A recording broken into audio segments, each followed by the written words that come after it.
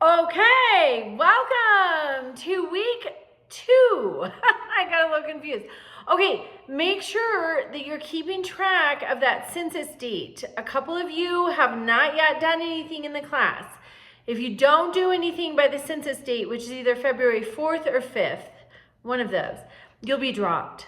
So, if you don't want to be dropped, if you want to stay in the class, make sure you post or upload an assignment by February 4th or 5th, whenever the census date is on the syllabus. Okay, this week we are looking at American federalism, and that is where it's the federal design in the Constitution where power is divided between the states and the federal government. So this week, remember, this is all about current events.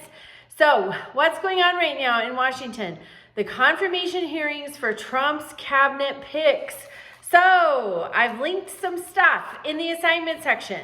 There's an article from Ballotpedia, and as of January 25th, 4 cabinet members were confirmed by the Senate. You're going to list their name, their position, and their vote tallies. One of them only made it by 1 vote. So I want you to be paying attention to that. Also, there are 18 yet to be confirmed. What are their names? And which positions are they hoping to be confirmed for? Also, RFK Jr., Robert F. Kennedy Jr., he is President JFK's nephew, and he is up for Secretary of Health and Human Services. So the website to Health and Human Services is linked in the assignment. What's their purpose? It says right under United States Department of Health and Human Services on their website. And then I've also linked an interview from last summer. Tucker Carlson interviewed RFK Jr. It is a fabulous interview. I linked the YouTube video.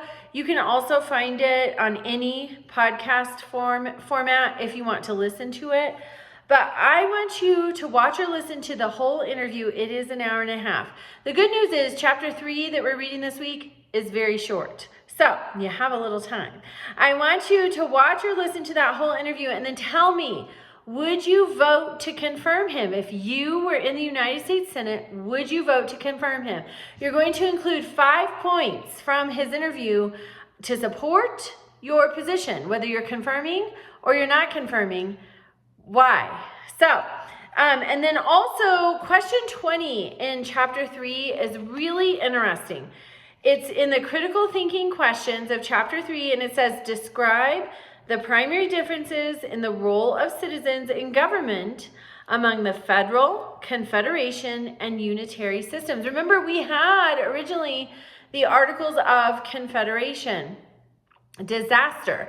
That's why we moved to this federalist system, American federalism, that you're learning about in chapter 3, so that we could be more effective and function as a nation. So you're looking at those systems of government. Remember, 3 complete sentences for each system: federal, confederation, and unitary systems of government, the citizen's role. And remember, in our system of government, President Lincoln said it best. The United States is a government of the people, by the people, for the people. So you, the people, need to be paying attention. And that's why I want you following these cabinet nominations. We're going to see really invested in current events and our text, but I want you to understand how your American government is working. Okay, reach out to me with questions and have a wonderful week.